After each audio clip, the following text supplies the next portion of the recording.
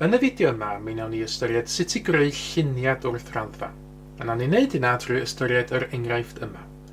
Gan ddefnyddio'r raddfa 1 cm yn cynrychioli 4 metr, cwblhewch luniad manwl gywir o petryal sydd efo hyd 20 metr a lled 18 metr.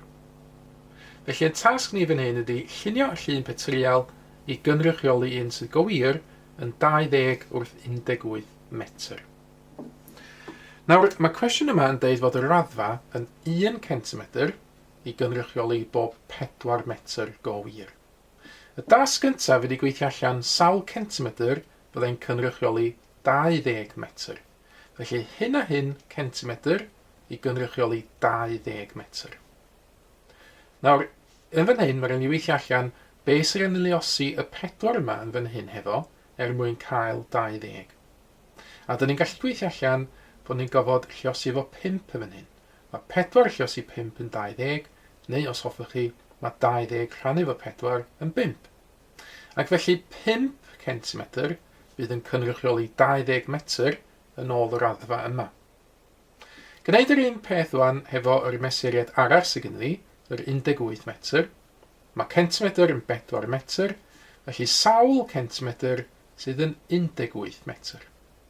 Wel, mae yna bach mwy o waith yn fan hyn, roedd dydy 18 ddim yn tabl 4. O fydde gyfrifo beth yw'r lluosydd i fod yn fan hyn drwy wneud 18 rhannu hefo 4. A mi fedrai rannu efo 4 drwy haneri a haneri eto.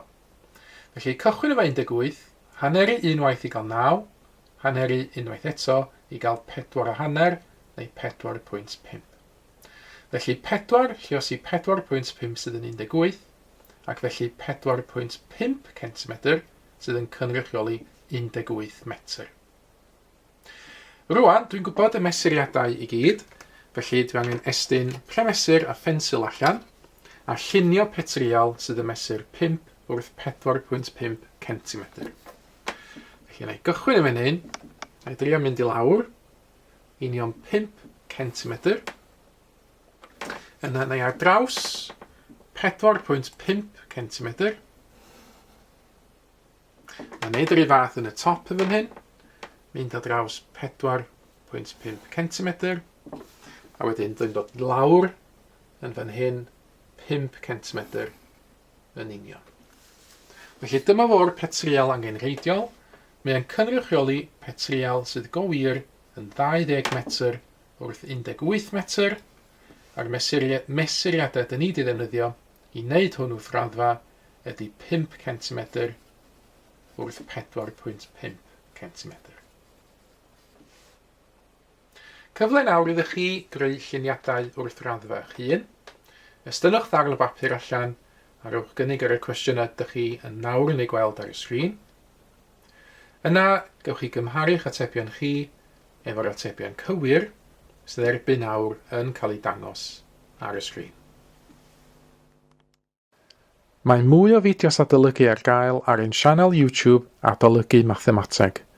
Am y newyddion diweddaraf neu holi cwestiwn, dilynwch ein cyfrif trydar @mathemateg.